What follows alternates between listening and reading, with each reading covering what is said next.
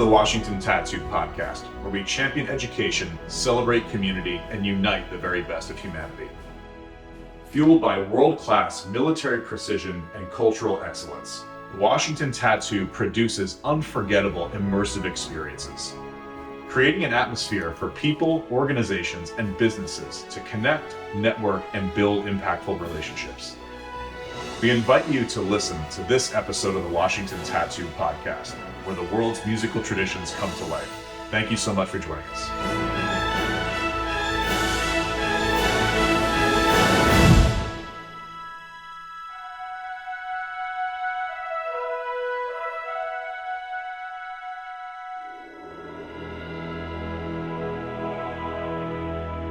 Hello and welcome everyone again to another episode of the Washington Tattoo Podcast. We are super excited for this episode with Mr. Erik Andersson, who is a brand ambassador with Hendrick's Gin. And I think he's in London. And this is really a great opportunity for us to chat with him, get a little bit of his background, speak about some fantastic gin, and honestly just continue to build a great relationship. So Erik, thank you again so much for taking the time to chat with us today. Thank you for having me, Mark. It's a pleasure and honor to connect with you on this. I'm very excited.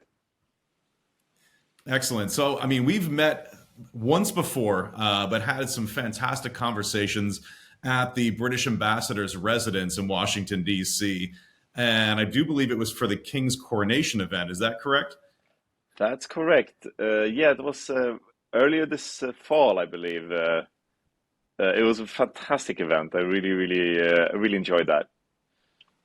Well, awesome. Well, quite honestly, I think you and I shared a lot of interest in a lot of different topics. And I think it would be just fantastic to peel back some of the layers of just who you are, what you do as a brand ambassador, and honestly, where you got your start. So could you just begin with just sharing a little bit about your journey and how you became involved with Hendrick's as the brand ambassador?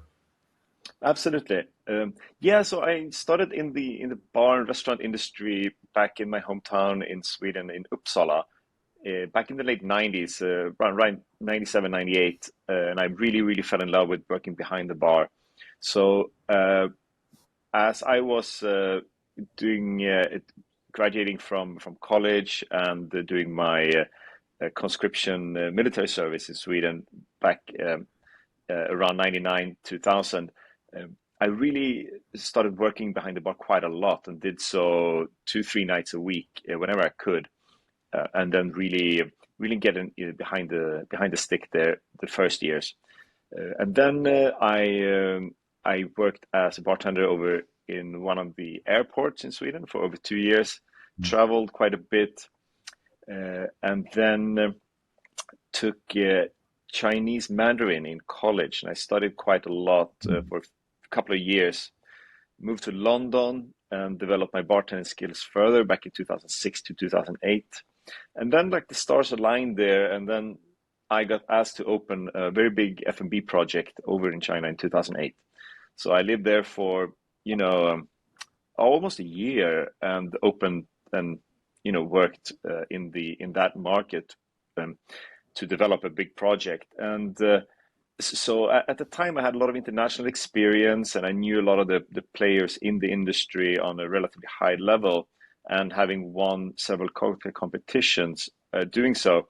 So when Hendrick's Gin approached me to become the brand ambassador for Hendrick's based out of Hong Kong, and it had to be a person who could speak Chinese, I felt that it was a relatively short list of people that could have been now 12 years ago almost.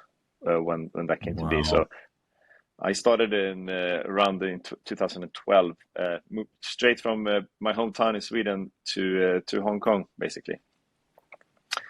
Wow, I mean, so that must have been a culture shock. What was that like first moving over there? It's phenomenal. It's very interesting. I've lived in Asia for in several different countries. I studied in Singapore for a year at the National University of Singapore. I lived in the south of China there, 2008, and then 2 years in Hong Kong and 2.5 years in Shanghai. So I really felt I immersed myself in the countries that I lived, but I also traveled extensively in the region. So spending a lot of time in Japan, Korea, obviously Macau, close to Hong Kong there, and then a ton of time all around China, but also in Thailand, Singapore, Malaysia, yeah, all over the place. So Wow. it's a continent that I really, really, really enjoy traveling in. It's fantastic. I mean, our connections are super deep on this because I know we had spoken at one point about good friends of mine that is the drum major for the Swedish Lifeguard, and so David Yeah, Lindberg, drummer, good drummer friend of mine as well.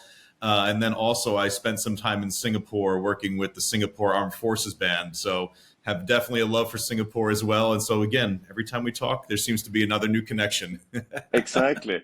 And before I played classical music and the bass clarinet for almost all my life, but um, so when I was kind of transitioning between from the B clarinet to the bass clarinet, I was in marching bands in my hometown, and we used to do the parade every Friday with Mhm. the harness and the whole uniform, and yeah, we were a marching band there for a while. But when we were a little bit too old, we were kind of kicked out because there was 18 was the maximum age basically, or 18, 19. So we've started our own band, and back in 2000 actually. Yep. And they have now, and I played there for over a decade.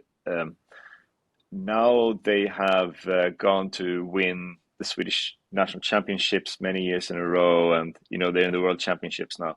So that's a part of the home I miss dearly. That we yeah, I used to play more symphonic wind music basically, Yeah, and yeah, yeah. you can't do it all. I played a little bit in Brooklyn in the Kings County concert band there, and just trying to pick it back up in New York City. So we'll see. Incredible. I mean, so with all of your experiences that you must have had, I mean, you have amassed quite a bit of a resume, quite a bit of a story. But what are some things that I think come as a unique part of the job as a brand ambassador? What are some things that stick out to you? The unique parts of the job as a brand ambassador is it, it is very multifaceted, and even though we're representative and we look out for our brand, Hendrick's Gin, we deal uh, with people. That Hmm. is, and the F&B industry is about people. So Yeah. we are often the link between the bartenders and the corporate world, or bartenders and you know the commercial side of our business. Hmm. Because most of us have been bartenders, really, and gin is the only spirit you don't drink straight. So there needs to Yeah. be a bartender in there somewhere. So we Yeah.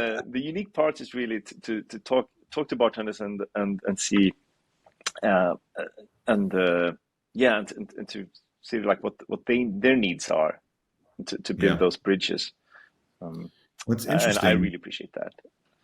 But I think on that point too, I mean, how you in the food and beverage industry, you're always trying to figure out the next recipe or find ways to take a traditional recipe and then do something new with it and create something exciting and different. And so I would imagine there's a lot of education that's involved with that. And so could you Absolutely. speak, yeah, just speak a little bit like what does education look like from your perspective with bartenders and then folks who are maybe on the professional level on the mixology world, but then also people who are just enthusiasts that like to do it at home. Yeah, I think education is a foundation of just about everything we do, right? And we look at educators, we look at mentors, we look at teachers, and to see how things are done, basically. And there's no difference in bartenders. So the Mm, educational part for me is really to explain flavors, and to explain about how different the types of recipes works, and how different types of cocktails might be suitable, um, and how that weaves into food and beverage programs for a specific establishment, or in the maybe the latest cocktail trends around the world. We're a pretty tight knit community that somebody makes a cocktail in Hong Kong, and then somebody posts it there, and then it's just happening, uh, you know, like this. It's super yeah, fast and it's very connected.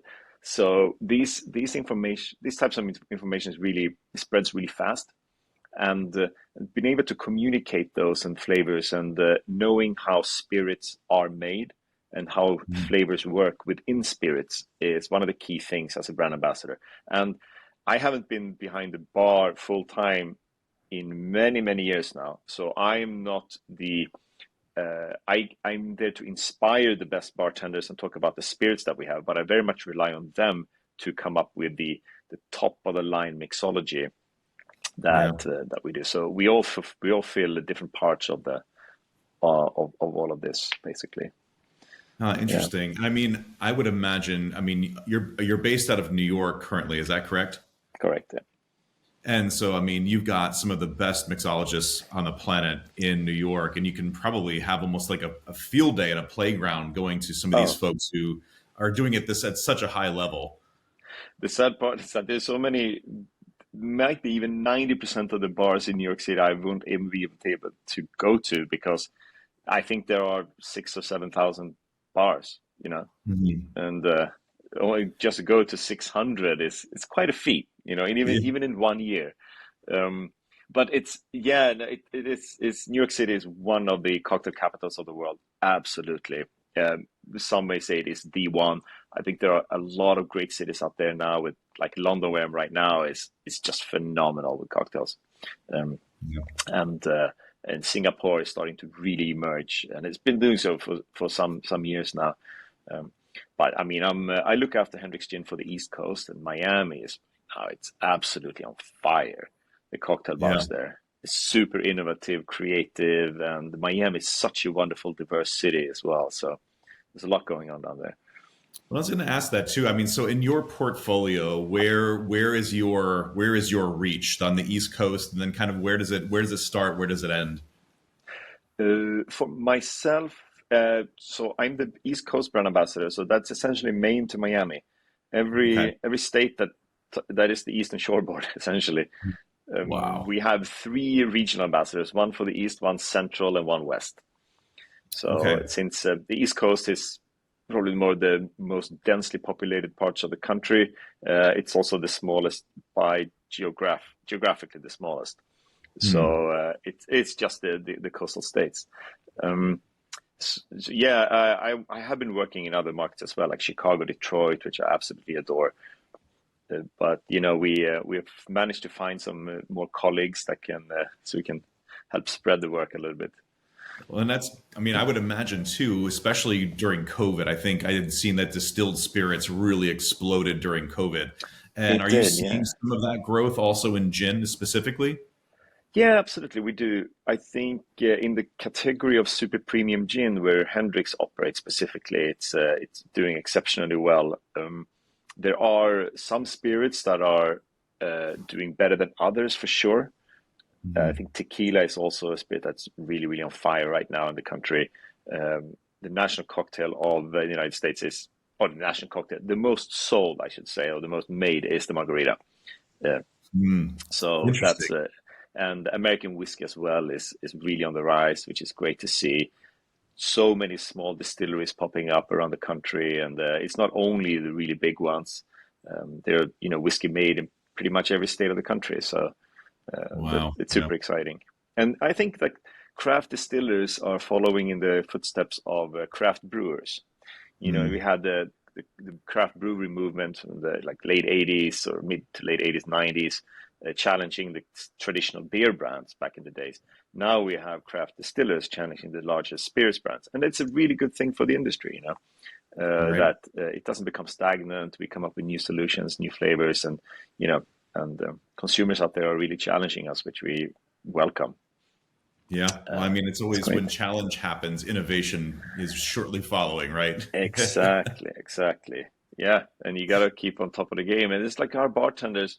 I think bartending had a great golden era in the first decades of the last century, right?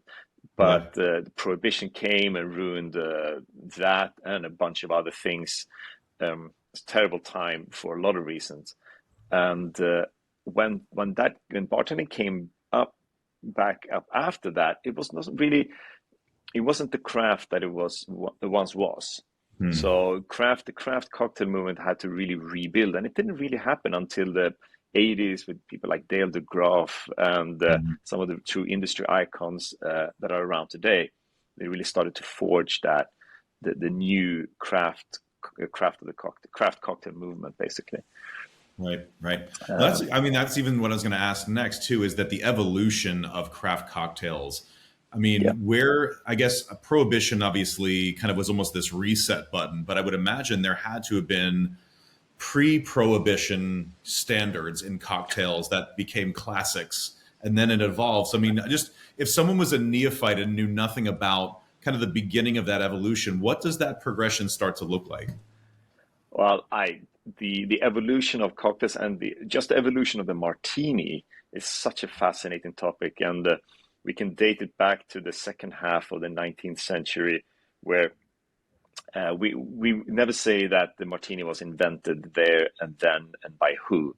The martini evolved, and it was not one but several pivotal moments when gin was introduced to vermouth, and in certain ratios, and then bitters was involved as well, martini glasses, and how the gin martini kind of evolved. But the word cocktail is probably over 200 years old. So we're talking about the very early 19th century, and the origins of which can be found. It's been studied to greater extent over the last 5 to 10 years, and we've seen much more research done and much more true, how I say, like more solid facts come out, because the research has been more thorough recently in the world of cocktails. And to be completely honest as well, the history of cocktails, I mean, I'm pretty sure that a lot of people were drinking the cocktails as they were coming up with the recipes, which means that the documentation might not have been as thorough as, for other sciences, if you wish. So it is a bit blurry, which is also part of the charm, I think. Well, it's beautiful, because you think about anything with history, when something became standardized, it was because multitudes or so many people were already doing it years earlier, that finally someone took the time to say, hey, I've got a great recipe. This has been a standard. Let's write it down. So whatever we see as that history that is documented, it was earlier, potentially much earlier, that it was actually being created for the first time. Oh, absolutely, yeah. And there are a lot of cocktail recipes out there. I mean, thousands and thousands. But essentially, there are a lot of them derive from the same drink. So we can look at the martini type of drink, the old fashioned, the sour, the fizz. So there are not that many base cocktails like there are. The French mother sauces. There are only 5 of them, and it's not. All the other sauces kind of derive from those, right? Right. But as we see the development of different types and the diversity in like a category like gin, then so like gin wasn't that of an interesting category only 25 years ago.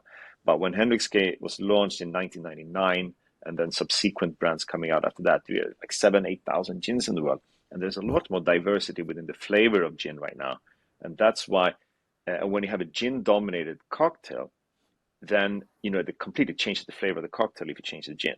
So and then when you start looking at all the other variables, there's so much going on then. So there's much more to discover in the world of cocktails. I love it. Are you finding that certain generations or certain demographics are leaning to certain types of cocktails or the way it's being made? Meaning, folks from different generations maybe grew up with a certain flavor profile, and then almost like there's a retro kind of go back between, what does it look like with generations now? Are they gravitating towards certain types of gin-based drinks? I think gin is definitely making huge comeback. I mean, all around the world, and the US is not, it's happening in the United States as well. I think generally overall, we tend to skip a generation. We don't drink what our parents drank, but maybe what our grandparents had. And they might have had, the very classic cocktails like the martinis and the old fashions, and we're looking at the, maybe the 50s and so on. And that might have been an inspiration for them. That's maybe what they were drinking, and that's what we are discovering now. Maybe they're drinking different types of bitters, like and that could have been. That's something that I think a younger generation is discovering now as well. And younger, I mean like people who are maybe 25 and up. Obviously not younger than that, but yeah. And I think there's definitely interest in the 25 and up generation they're very interested in gin, and I think it's cool. And there are a lot of trends out there. It's low alcohol, low ABV cocktails are really trending as well, and people are getting more health conscious, so that's great. And we're more picky with what we drink, which I think we should be. Right. And we shouldn't just drink for the sake of it. It's like we want this, and be a bit more specific. Yeah, well, that's interesting. I had read an article. It was actually a post that was put out by Distilled Spirits Council, and they were talking about the 25-year-old. I mean, like millennials for sure, but even maybe Gen Z now are going for the super premium drinks and saying, if we are going to spend money on something to drink, we want the quality to be very high, which is a really unique story, because it starts to talk about the complexity, or at least the research behind what creates something that's super premium. And to see that information is out there specifically on social media and influencers, and it's really turned into a great marketing tool where you can say, look, we can reach this demographic of consumer with these really unique stories, combining history with flavor palettes. And you've got a great following on Instagram, and I've become definitely a huge fan of this. But I think you've done these great collaborations in New York with musicians and mixologists in New York. And so, are there some memories, there are things that stick out for you about a specific event or something that you've done in New York recently, or even Miami, that you can say, I think this worked really well. I like this combination of items. I think it has to be the one that stands out the most, I believe, is the collaboration that I've developed with Dale DeGroff, and he's widely considered to be King Cocktail, essentially, bar manager at the Rainbow Room, the iconic Rainbow Room from the late 80s to the late 90s, for about 12 or 13 years there. And he was one who basically resurrected the craft cocktail movement back then. And for the last 5 years, him and I have toured the country giving 4 different seminars. So I think over 35 seminars in total. But we started on the evolution of the martini. We went on to balancing sour styled cocktails. We've done a gin and jazz cocktail seminar where we have music and drinks kind of combining into one, and see how the evolution of jazz music and the evolution of gin, which is not exactly, but around the same time, at least, gin cocktails, early 20th century onwards, basically. So that was a very, very interesting project that I did with Danny Wellington, the band leader from Harlem, and Dale DeGroff. And now the latest one is called Spritz on the Ritz, which is a little bit more lighthearted and a little bit more fun take on the classic Italian cocktail, the Spritz. That is a fantastic food pairing cocktail. And the Spritz is also a very diverse drink that it doesn't have to be a certain recipe. It's actually a whole universe of flavors that you can experiment with. So, amazing. And that partnership, I think, is the one that really stands out for me. I love that. And are those things, so if I was to find out where the next series of those would be, how would I find out where I could go to one of those? I keep trying to post them on my social media, the Ginstagram, at young Mr. Flanagan, young Mr. Flanagan. And those are held there. And we're probably looking at doing something a little bit bigger in New York City towards in springtime. Yeah. So we will definitely post about that, both Dandy, Dale, and I. Well, and I think it's something really unique that you found this beautiful collaboration between your art and the craft of distilled spirits and gin, specifically with your craft and love of music. So tell me, how did that all come together? I mean, my dad used to play jazz music since I was, since I could stand up basically. Hmm. And I didn't play jazz. I played classical piano from a very young age, but jazz was always something that I was really, really drawn to it. And Hmm. like the Errol Gardners and the Duke Ellington and all the great band leaders and pianists were big heroes of mine. So jazz has always been very close to my heart. And then when I saw Danny Wellington perform in New York, and I saw that he was the dapperest of dapper gentlemen, I just thought to myself, like, I need to work with this guy in some shape or form. I Yeah. don't know how, but I will somehow. And then, pandemic happened, and we connected on social media and did a few things together. And now we've collaborated for over 3 years, Yeah. creating some really fun things together, and meaningful Incredible. things as well. And talking about the jazz music and the good, the bad, and the ugly. Basically, it wasn't all roses. So that's and it's an essential part of the music history of the country, I think. Yeah. So it's super important to talk about it, but also not, there's so much joy behind it as well. So Yeah. it's it's emotional on both ends, to put it that way. So Well, and it's beautiful it's that a you pleasure. put this together. Yeah, it's really beautiful that you put this together this way, because it honestly, it demonstrates and showcases the unity that comes from the arts of distilled spirits, the arts of music. And if you talk about mixology and honestly people having quality of life and community, it's around having great food, great drink, great music, and it destroys all the barriers that we create for ourselves. Yeah, hospitality, number one.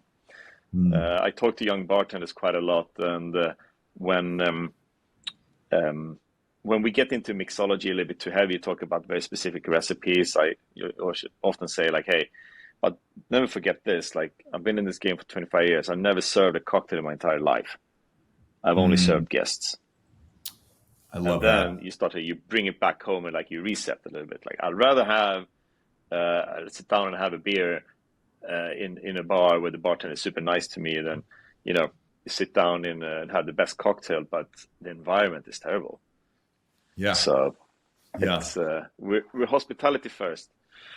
I love it. No, and I feel like that right there, I mean, how you just framed that. How did you start to come into that when that in your career? What were some people that helped kind of mentor you in that space? Like, look for these types of things, look for that experience. Yeah, I had four major mentors in my bar career, I would say.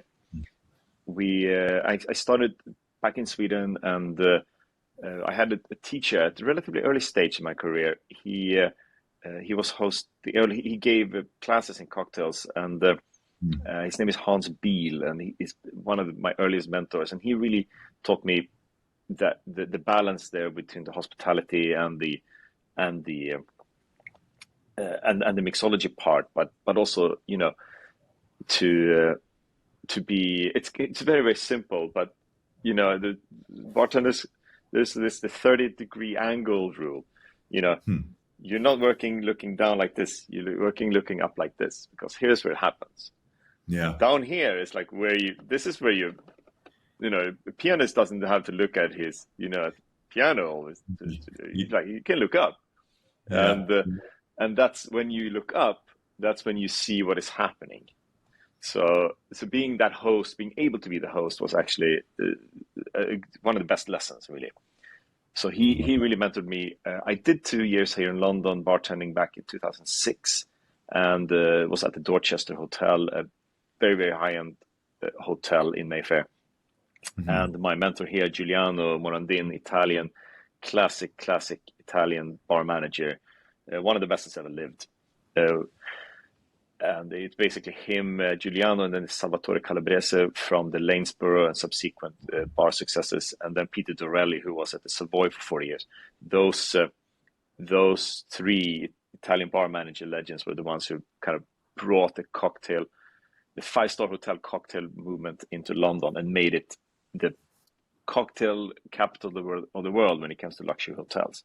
So I was Wow. fortunate enough to work under Giuliano for a few years, and the hospitality is on a different level. It's just the very, very, very best. And it comes from people who have served, you know, kings and presidents and like everyone in between, basically all the movie stars, and there were no people that hadn't been there.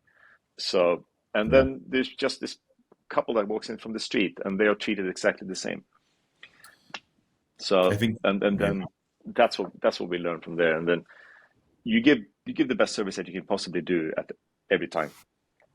That was the motto, and we aspire to it for sure. I love And I that. had a couple of other mentors as well. Charlotte Voicey, who actually scouted me for that bartender position. She's still a colleague of mine, a great friend, leader. She is phenomenal as a mentor for the brand ambassador role. So what it really means to be a brand ambassador, and what the magic is to bring the magic of the brand to bartenders, to cocktail aficionados. And now lately, I mean, Dale DeGroff, if I can call him a mentor, I think he is by now. We spent quite a lot of time together. He is just the master of hosting, of hospitality, second to none. Amazing. Do you feel, I mean, I love the fact that you brought up that, you know, you treat someone at a state and royal level the same as someone you would off the street, because at that point, you're really owning your craft and your own personal brand as someone who is in hospitality, because there's obviously the organization or the company that you work for, but individually, you're representing yourself and that brand. And it's almost this perfect balance of, you know, are you someone that's likable, that can connect with other people, and then on top of it, enhancing the brand itself? So, I mean, you are obviously very well spoken, you're very well read, you're very well educated on being, you know, behind the bar at one point, but then you just mentioned, you know, what it meant to be a brand ambassador. Is there a time that you felt that you started to recognize the difference in, yes, I'm really good at this individual craft, but now I'm representing something bigger, and now it's bigger than just me? Was there any kind of moment where there kind of a light bulb or an aha moment in there? I think I've always felt that it's much bigger than me. To be honest, I've never really seen it it's as it's myself. I think, yeah, the more integrated into the global bar and cocktail world I am, the more beautiful it gets, and the more you understand about it. But it also, you understand more and more the individual contributions from each person who you've kind of followed from afar in the past. And yeah, it's really interesting, actually. Yeah. And I mean, if someone were to try and follow in your footsteps, what would be some advice or some lessons learned that you would share with a younger, inspiring, Oh, mixologist? yeah, and I think this is for younger bartenders, but this is for many other craft, many aspiring professionals of other fields as well. I think volunteering and going to big conferences, seminars, and see like what you can do there and who to network with, and really put yourself out there and be among people who are already quite established. When it's panels during, for instance, the Tales of the Cocktail, which is one of the biggest trade shows in the world in New Orleans every year, and others, there are a lot of panelists that are very, they're very distinguished, and their time is quite precious, and you might not get the chance to talk to them, but speak to the speak to the moderator at these panels, because they are always the people who they know just about as much, and they're there for a reason, but maybe not as quite as famous. I would, for young bartenders, gotta read You got to read recipes and try cocktails. And try cocktails doesn't mean drink cocktails. You can always obviously enjoy them responsibly, but Right. try and make cocktails and try to make them better and try to improve on them. And then cocktail competitions, really good. You test yourself. It's basically like you're an athlete, and of course you got to do competitions. Yeah. It's not exactly the same, but it's not that far. Yeah. Because you test yourself, and then you may win, you may not win, and then you get a little bit angry and you get like very happy, or like, and then you do better, and then you want to, you put yourself out there, and it's really, really important if you aspire to proceed and to be more successful. Those are the things that I would really recommend. I love that. And I think that's something in almost any craft. Once you get to a certain level of excellence, iron sharpens iron. So compete, 100%. put yourself out there. Yeah, I love it. Yeah. So a question there, I guess, is there something coming up that people should look out for? I mean, there are contests every year. What are some of the big contests that are out there for folks that if they wanted to get involved? Obviously, there's probably some more localized ones, but of course, you want to look at the kind of the World Series of cocktail challenges, and that's where you start to draw your inspiration, is the big game.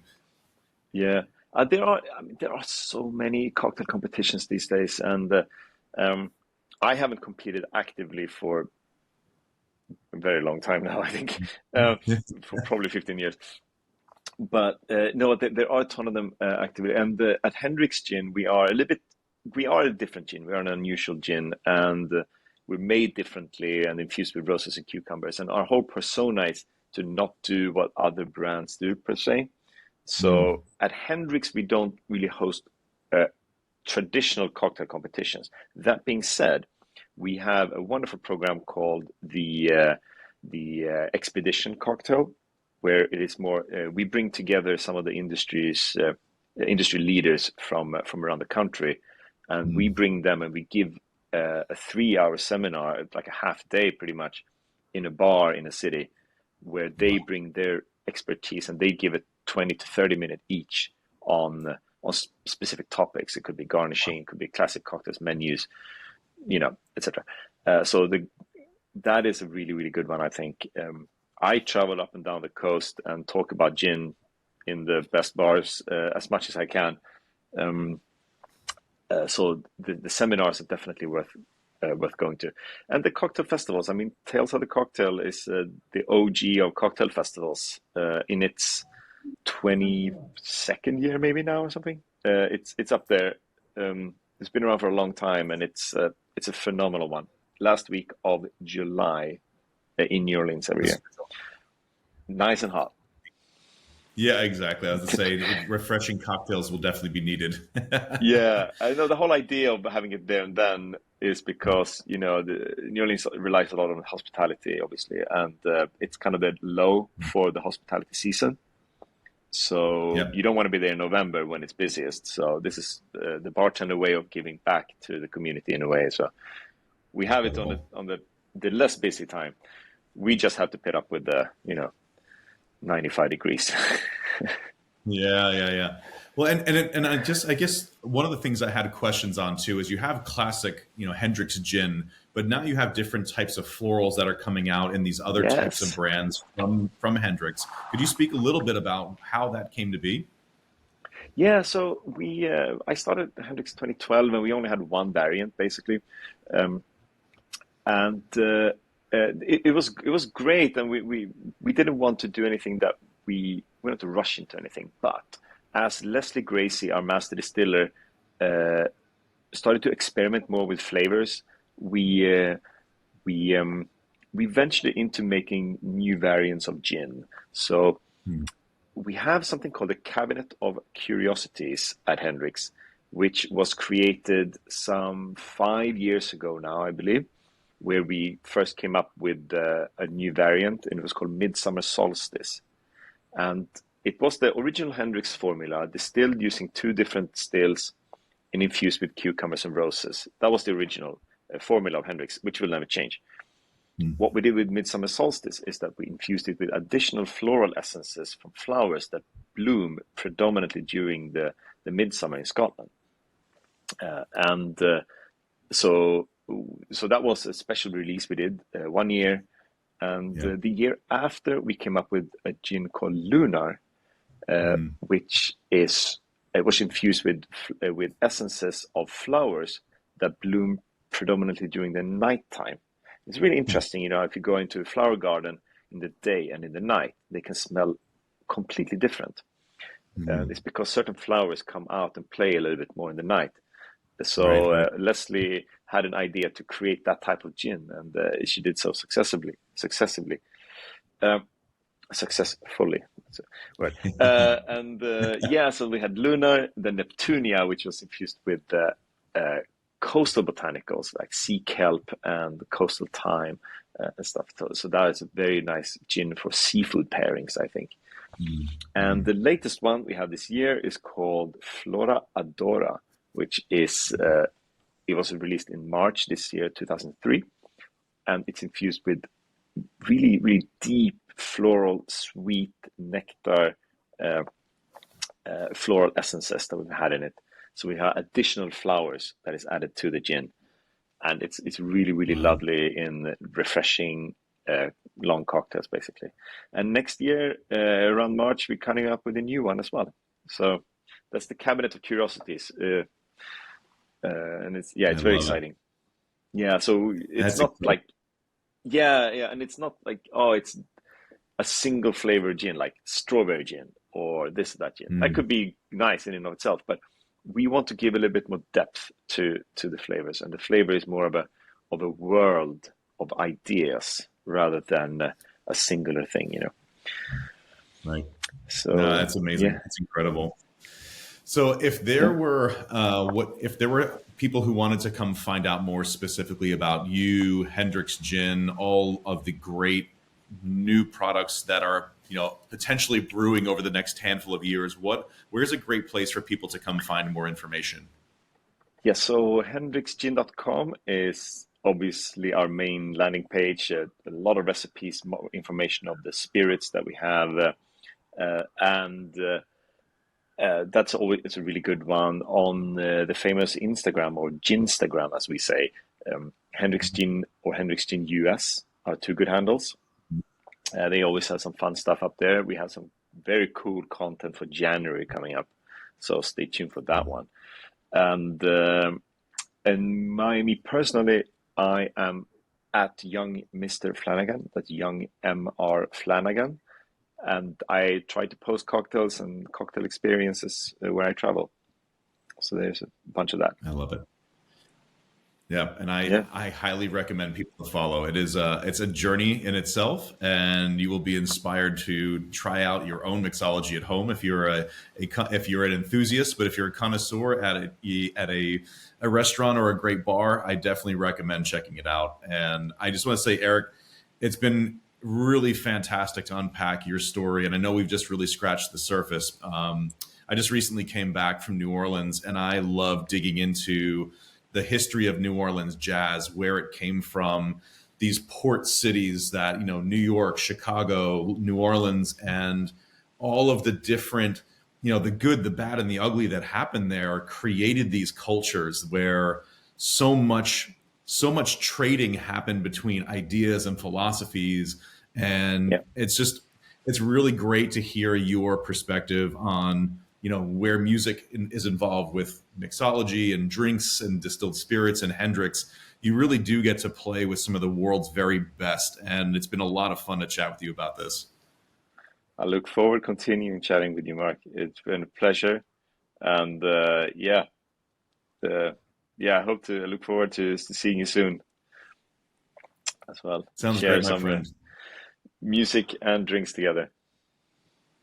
Excellent. Well, Erik, thank you so much for your time today. And if anyone likes to find out any more information, please look up Hendrick's Gin. And if you'd like, share and comment on the podcast, it would really help us out. And we are really excited to get this out and share your story, Erik, and the story of Hendrick's Gin out there. So again, thank you so much, Erik, for your time. Thank you, Mike. Cheers. Hey everyone, this is Mark Riley again. We want to share a great opportunity with you to get your business name out to our listeners. We are looking for individual episode and yearly sponsors for the Washington Tattoo Podcast. So if you love music, history, and want to support military veterans, please take this step with us and consider being a sponsor. For information on that, please email marketing@thewashingtontattoo.com.